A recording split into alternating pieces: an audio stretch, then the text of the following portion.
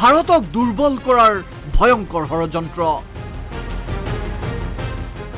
কেনেকৈ ভাৰতক ভিতৰৰ পৰা দুৰ্বল কৰিব পাৰি তাৰ ষড়যন্ত্ৰ কোনে ৰচিছিল অসম আৰক্ষী লাভ কৰিছে বিশেষ ক্লু 8 ফেব্ৰুৱাৰীত ফাদিল হ'ব সকলো মুখ্যমন্ত্ৰী এজনে এনে কেজুৱেল কথা নকয় নহয় ইতিমধ্যে কাউণ্টডাউন আৰম্ভ হৈছে এইটো এটা বিশ্ব স্তৰৰ এটা গ্লোবেল কনস্পিৰেচি এটা SITৰ ৰিপৰ্টলৈ মাজত মাত্ৰ 3টা দিন 8 তাৰিখে 11টা বজাত আমি সকলোকে আকৌ লগ পাম মহাসংকটত পৰিব নেকি সাংসদ গৌৰৱ গগৈ অকল গৌৰৱ গগৈ নহয় SITৰ প্ৰতিবেদনত আৰু বহু ব্যক্তিৰ কথা ক'ব মুখ্যমন্ত্ৰীয়ে আমেৰিকা ইংলেণ্ডৰ পৰা ভাৰতক দুৰ্বল কৰাৰ ষড়যন্ত্ৰৰ বিষয়ে ফাদিল কৰিব মুখ্যমন্ত্ৰীয়ে 7 তাৰিখে কেবিনেটত এই বস্তুটো আহিব আৰু আমাৰ লগত যথেষ্ট স্পৰ্শকাতৰ এইটো এটা ইনকুৱাৰী ঠিক এইটো অসমৰ ৰাজনীতিৰে চাব নালাগে এইটো এটা বিশ্ব স্তৰৰ এটা গ্লোবেল কনস্পিৰেচি এটা গতিকে এইটো অকল ঠিক এইটো কথা ভুল হ'ব যে এইটো গৌৰৱ গগৈৰ SIT এইটো অকল গৌৰৱ গগৈ নহয় ইয়াত বহুত ব্যক্তি জড়িত আছে আৰু কেনেকৈ ভাৰতক ভিতৰৰ পৰা দুৰ্বল কৰাৰ কাৰণে আমেৰিকাৰ পৰা ইংলেণ্ডৰ পৰা কেনেকৈ ষড়যন্ত্ৰ হয়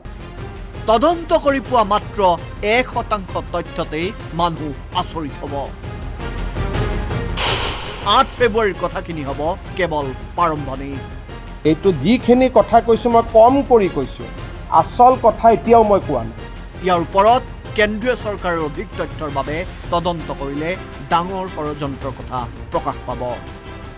গৌৰৱ গগৈ সম্পৰ্কত এইদৰে বিস্ফোৰক মন্তব্য প্ৰকাশ কৰিলে মুখ্যমন্ত্ৰী ডক্টৰ হিমন্ত বিশ্ব শৰ্মাই ইনিচিয়েল ইনকুৱাৰী এটা অসম পুলিচে খুব সফলতাৰে কৰিছে কিন্তু আমি যিটো কৰিছোঁ এইটো 1% কাৰণ আমি আমাৰ হাতত ইলেক্ট্ৰনিক এভিডেন্স আমি ল'ব নোৱাৰোঁ ভাৰত চৰকাৰৰ ডেটা আমি ল'ব নোৱাৰোঁ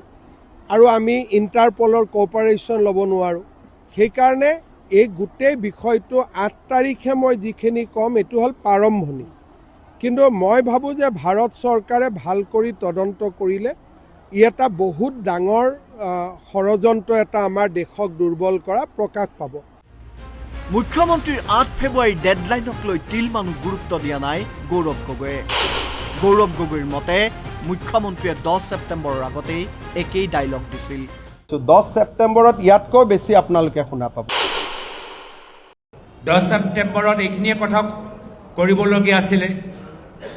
যদি কথাবোৰ ইমানে গুৰুত্বপূৰ্ণ তো ইমান মাহ ছেপ্টেম্বৰ মাহ অক্টোবৰ মাহ নৱেম্বৰ মাহ ডিচেম্বৰ মাহ জানুৱাৰী মাহ কিমান মাহ হৈ গ'ল মই পাহৰি গ'লো 5 মাহ হৈ আছে ইমান ডাঙৰ কথা ইমান গুৰুত্বপূৰ্ণ কথা আৰু 5 মাহ তেওঁ বহি আছে ফাইল তেওঁৰ হাতত 5 মাহ তেওঁ শুই আছে 5 মাহ কিয় বহি থাকিল বুলি মুখ্যমন্ত্ৰীলৈ প্ৰশ্ন গৌৰৱ গগৈৰ মইতো ক'লো না মই একেবাৰে ৰিজাইন দি দিম যদি মই এটা কথাও মিছা কৈছোঁ গৌৰৱৰ পাকিস্তান কানেকশ্যনৰ ব্ৰহ্মাস্ত্ৰ হয়তো মুখ্যমন্ত্ৰীৰ হাতত আছে পত্নী এলিজাবেথ পাকিস্তানলৈ 19 বাৰ কিয় গৈছিল কথাবোৰ 8 ফেব্ৰুৱাৰীত ৰাইজে জানিব শিৱসাগৰৰ পৰা শংকৰজ্যোতি শইকীয়া আৰু গুৱাহাটীৰ পৰা মৌচুমী কবিৰ ৰিপৰ্ট আছাম টক্স